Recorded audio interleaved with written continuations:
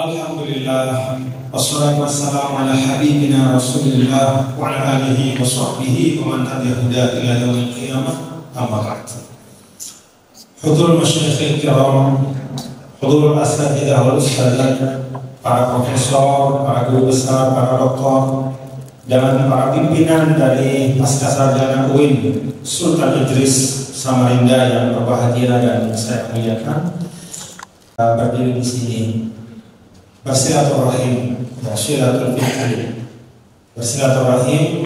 silatul fitri dengan kader-kader wasatiyah, dengan kader-kader cendekiawan muslim yang insya Allah seperti tertulis akan sangat menentukan ya, wajah masa depan peradaban Islam di Indonesia, atau secara lebih umum peradaban kita di Indonesia. Kalau ada pertanyaan bagaimana Indonesia ke depan, kalau saya sebagaimana yang ada dalam Al-Quran, orang beriman itu tidak boleh pesimis. Orang Islam itu selalu yastabshiru nabi ni'mah. Dia selalu ada bisyarah terhadap masa depan, selalu memandang masa depan itu dengan pandangan yang positif. Atau dalam bahasa Sayyidina Yaqub alaihissalam, la tayasu min rohillah. Jadi tidak ada kata Indonesia gelap kalau bagi seorang muslim ya, yang meyakini bahwa optimisme itu adalah salah satu karakter dari orang Indonesia. Maka kalau ditanya peradaban Indonesia ke depan atau nasib Indonesia, kalau menurut saya pasti maju ya, jadi peradaban kita itu pasti maju. Pertanyaannya, majunya kemana? Aktor-aktor yang menggerakkan kemajuan itu siapa? Apa kontribusi kita sebagai umat Islam di dalam proses kemajuan bangsa dan negara itu? Baik itu istilahnya Indonesia emas atau apapun lah istilahnya, kita memang pasti maju. Lianna harakat tarikh tataqaddam ilal amam wala tarji' ilal wara. Pasti akan ada gerak maju.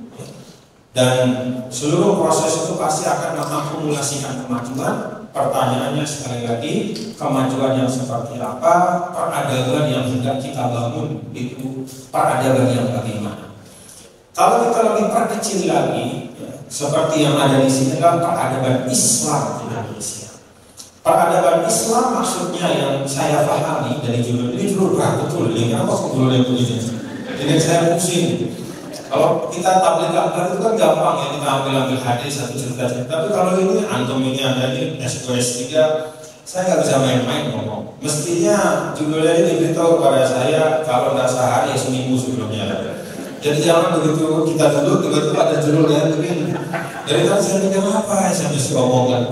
Belum bicara tafsirnya, moderasinya, kemudian masa dapat peradaban Islam. Tapi kita gampangin ya, kita mudahkan. Kan katanya kalau salah satu ciri dari orang yang matang intelektualitasnya adalah tafsirul umur gitu ya. Jadi ma'tabadahu ila zihni. Jadi yang paling sederhana itulah penjelasan yang paling baik sesungguhnya. Nah, karena antum ini semua adalah cendekiawan-cendekiawan, kita coba sederhanakan.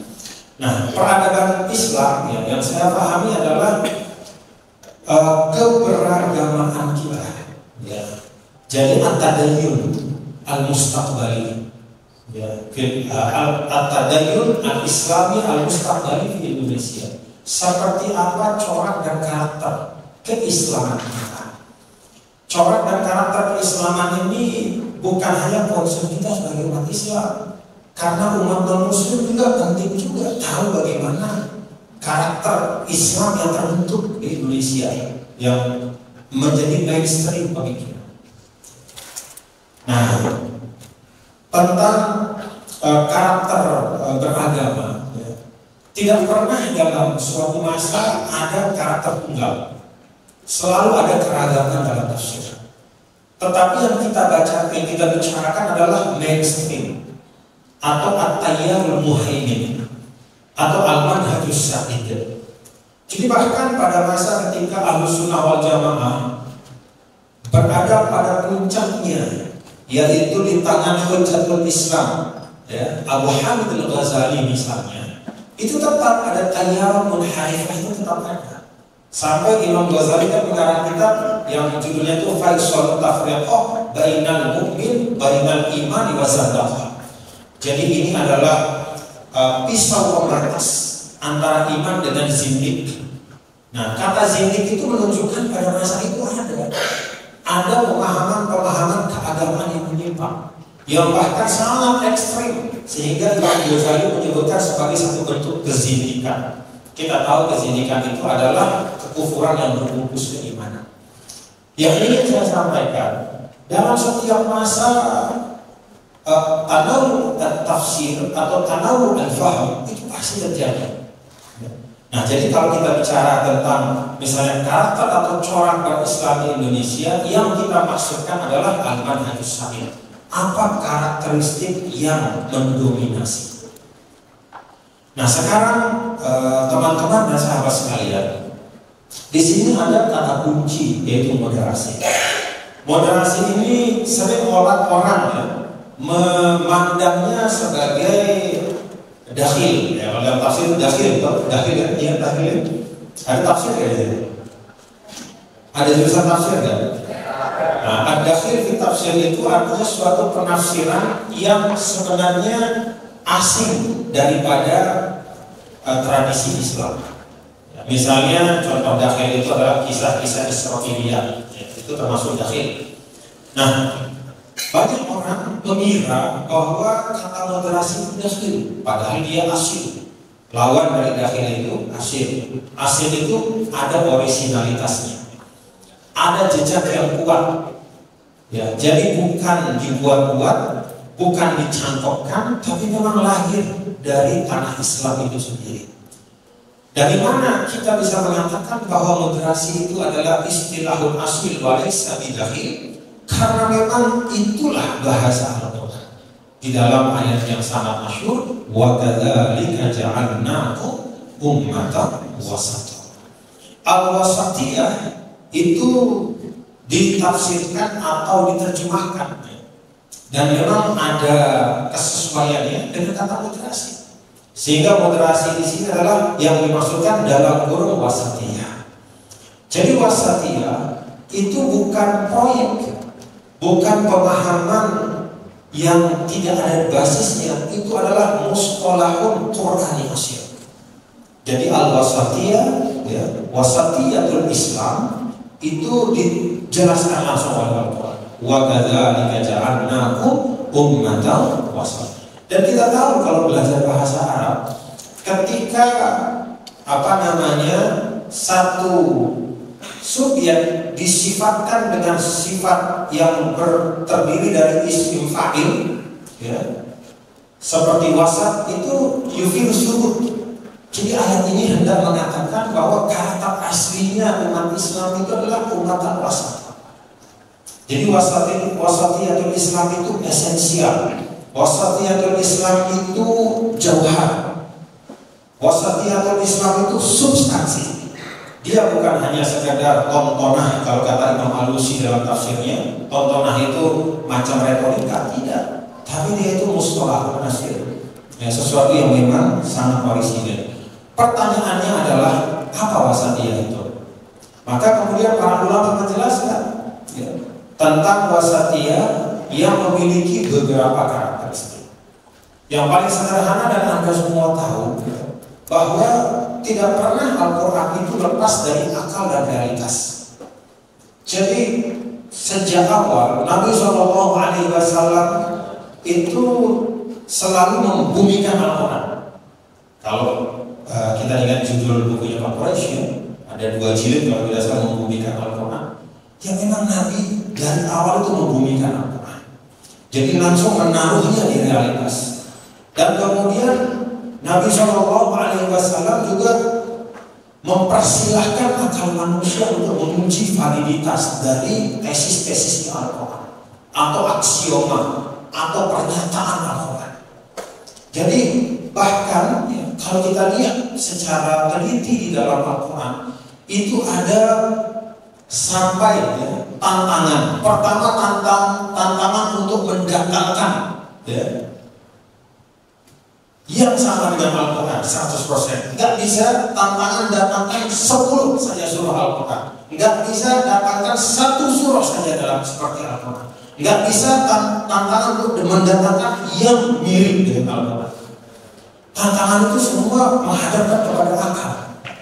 Jadi kalau kata Imam Ghazali, maka antara akal dengan syariat itu, ya, hubungannya kalau dalam bahasa beliau itu adalah bahwa fa'innal aqla adalah syar'un minad dakhil wa innal aqla huwa fa'innal aqla syar'un minad dakhil wa anna syar'a aqlun minal kharij. Saking kuatnya antara teks dengan logika, dengan mantik. Nah, ini juga yang menjadi salah satu ciri dari at-tafsir wasat. Jadi tidak pernah akal itu diparkir, akal itu ditantang untuk menggeluti, untuk mendalami, untuk merasionalisasikan semua teks-teks Al-Quran, termasuk juga hadis-hadis Nabi besar Muhammad SAW. Ketika akal itu ditinggalkan, itulah menjadi bathratut tatarruf, itulah menjadi nuwatut tatarruf, benih-benih ekstremisme dalam berpikir. Jadi kalau kita lihat di dalam sejarah Islam, ada hal yang sangat ironis.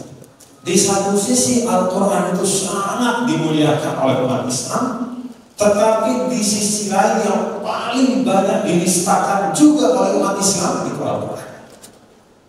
Jadi Al-Quran itu muqaddasun wa fi nafsil waqti muftarun alaih. Kalau pakai bahasa Arab, dia itu sakral, tapi juga pada saat yang sama banyak sekali dimanipulasi. Manipulasi pertama yang tentu kalau kita baca sejarah adalah ketika orang Khawarij menggunakan teks inil hukmu illa lillah untuk mengkafirkan yang beda pendapat dengan dia. Nggak peduli otoritas yang dia kafirkan itu sebesar apa. Sayyidina Ali bin Abi Thalib yang dalam hadis sahih disebut ana madinatul ilmi wa aliyun babuha, bagi orang Khawarij nggak ada artinya itu, kafir itu. Bayangkan bagaimana destruktifnya mengambil satu teks Al-Quran, melepaskannya dari konteks, lalu kemudian menggunakannya untuk melakukan kekerasan kepada orang yang berbeda pendapat. Maka Sayyidina Abdullah bin Umar mengatakan orang Khawarij itu kerajaannya cuma satu. Mereka mengambil ayat yang sebenarnya itu untuk orang-orang musyrik, lalu digunakan untuk menghukum umat Islam. Termasuk inil hukmu illa lillah wa man lam yahkum bima anzalallahu fa ulaika humul kafirun, dan seterusnya. Maka kalau kita bicara tentang masa depan at-tadayyunul islami, pemikiran Islam di Indonesia, kita memang tidak ada jalan lain yaitu meneguhkan manhaj wasati di Indonesia. Kalau kita lihat kenapa kita mau meneguhkan manhaj wasati, saya bisa kasih alasan. Pertama, dari sisi as-shalatul manhaj, bahwa ini memang manhaj yang paling otentik. Inilah yang dulu dipakai oleh Nabi, oleh para sahabat.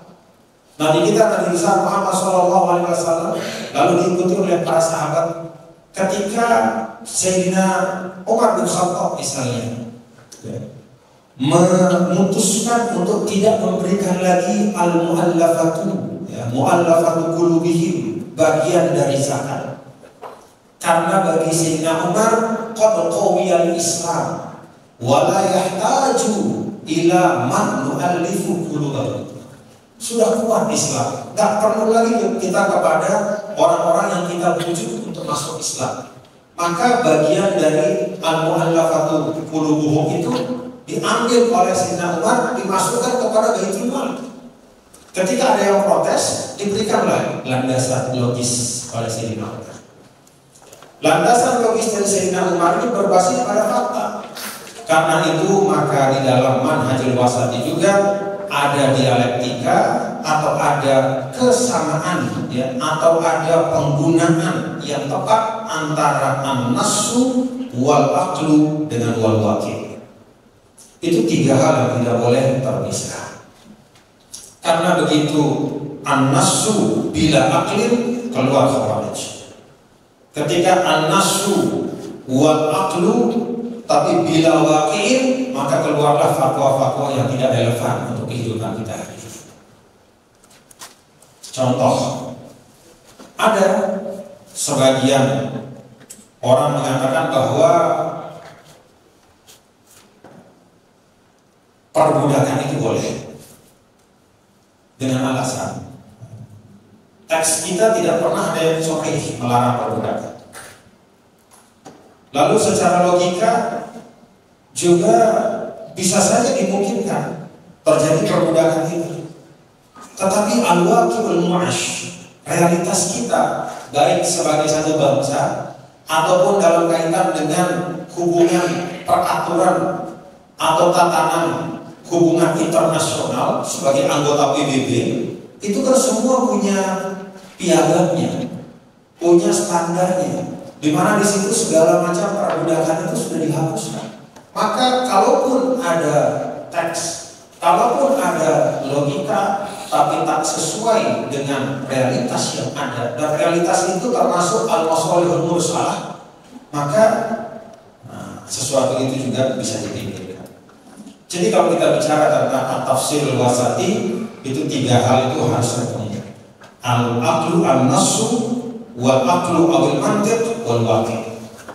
Nah, alat yang juga sangat penting di dalam memahami apa yang disebut dengan al-manhajul wasati atau ar-ru'yatul wasati atau at-tafsirul wasati atau at-tadayyunul wasati secara umum. Selain dari tiga hal itu, ada dua lagi yang sangat penting, yang namanya al-lughatu wal maqasidus wa maqasidus syariah. Jadi ini 5 hal yang harus ketemu dan harmonis. Jadi kalau belum melewati 5 indikator ini, maka bisa jadi tafsir kita itu belum mencerminkan realitas kebutuhan umat dan belum sesuai dengan manhajul wasati. Ru'yah maqasidiyah itu penting. Karena itu dulu pada saat kami pasca sarjana di Al-Azhar jurusan tafsir, itu saya diajar oleh salah satu guru saya namanya Profesor Dr. Mani Abdul Halim. Itu beliau adalah putra tunggal dari Syekh Abdul Halim Mahmud, Syekhul Azhar, orang yang sangat alim. Profesor Dr. Mani Abdul Halim. Kami 1 tahun itu, kebetulan saya di tingkat saya itu cuma saya sendiri. Jadi saya diajar sendiri sama dia. Kami 1 tahun itu hanya belajar tafsir at-tahrir wa tanwir. Kenapa beliau minta untuk 1 tahun itu khusus mengkaji kitab tafsir at-tahrir wa tanwir karangan Syekh Fahil bin Ashur? Karena itulah tafsir menurut Syekh Mani Abdul Halim yang memiliki ru'yatun maqasidiyatun natijah. Jadi ru'yah maqasidiyahnya itu matang. Teman-teman kalau ingin mendalami tentang ru'yah maqasidiyah di tafsir, itu juga bisa agak rajin baca Tahrir wa Tanwir. Tahrir wa Tanwir itu punya ada 10 muqaddimah di awal, itu bagus. Al-Muqaddimatul Ashr, 10 muqaddimah di awal itu menjadi pakem untuk bagaimana menafsirkan Al-Quran dengan ru'yah maqasidiyah. Jadi 3 hal plus ru'yah maqasidiyah. Ru'yah maqasidiyah ini penting. Kenapa? Nah, contoh, ketika kita menafsirkan firman Allah Ta'ala, "Huwallazi khalaqa lakum ma fil ardi." Lam di situ selalu kita katakan lil intifa. Lil intifa artinya semua Allah ciptakan untuk kemanfaatan manusia. Itu ternyata adalah salah satu dari 2 pandangan utama. Sayangnya pandangan yang kedua itu tidak populer, bahwa lam di situ bukan lil intifa tapi lil i'tibar. Padahal kalau kita baca Ibnu Jarir At-Tabari di dalam tafsir beliau Jami'ul Bayan itu di tafsir Al-Quran, ternyata Imam Ibnu Jarir itu mentarjih, memperkuat pandangan pendapat bahwa lam itu lil i'tibar bukan lil intifa. Dan ternyata untuk kepentingan hari ini untuk kesesuaian dengan ru'yah maqasidiyah, maka menurut saya pendapat bahwa lam itu bukan lil intifa tapi lil i'tibar itu justru lebih bagus. Kenapa lebih bagus? Kalau lam itu lil intifa, maka cenderung membuat manusia semau-maunya mengeksploitasi bumi Allah. Gara-gara alasan semua diciptakan untuk manusia, pohon-pohon ditebang semua, ya, sungai segala macam rusak semua, hutan juga habis, semua sumber daya habis untuk memenuhi kerakusan manusia. Jadi ketika ditafsirkan lil intifa tanpa ada dhawabit, ya, yang mengatur intifa yang boleh, maka yang cenderung terjadi adalah eksploitasi, al-istiglal al-muhlik, eksploitasi yang destruktif. Maka coba kita sekarang majukan pandangan kedua bahwa lam itu bukan lil intifa tapi lil i'tibar. Apa artinya? Dia menjadikan bumi ini untuk engkau selalu setiap saat mampu mengambil ibrah terhadap adanya Allah Subhanahu wa Ta'ala. Kalau ditafsirkan seperti itu, maka kita akan tertantang, kita akan merasa punya kewajiban untuk menjaga bumi Allah ini sebaik-baiknya supaya dia bisa tetap menjadi alat orang beriman kepada Allah. Kalau orang yang tidak beriman melihat betapa bumi ini diciptakan dengan keindahan oleh Allah dan dia bisa memandang keindahan itu setiap saat, maka bisa jadi dengan itu akan sampai dia kepada Allah. Tapi kalau dia melihat bumi ini hancur lebur, maka tidak bisa dia mengambil iktibar dari bumi ini.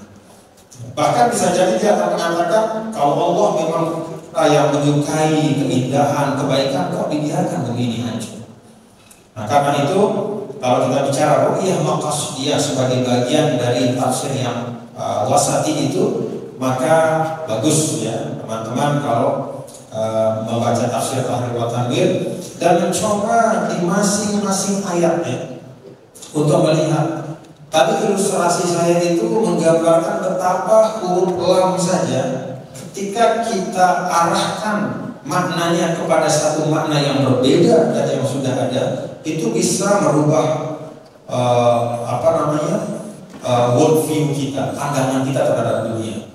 Jadi begitu ini kita pahami lil intibar, tak berani macam-macam kita akan mengatakan, ya Allah, iya saya harus jaga ini supaya dia selalu bisa mencerminkan keindahan, supaya dia selalu membuat orang bertafakur, bisa sampai kepada beriman pada. Saya nggak berani urusannya. Itu kalau kita maknakan lil intibar. Tapi begitu lil intibar, ayo, kalau orang lain bisa, masa saya nggak bisa?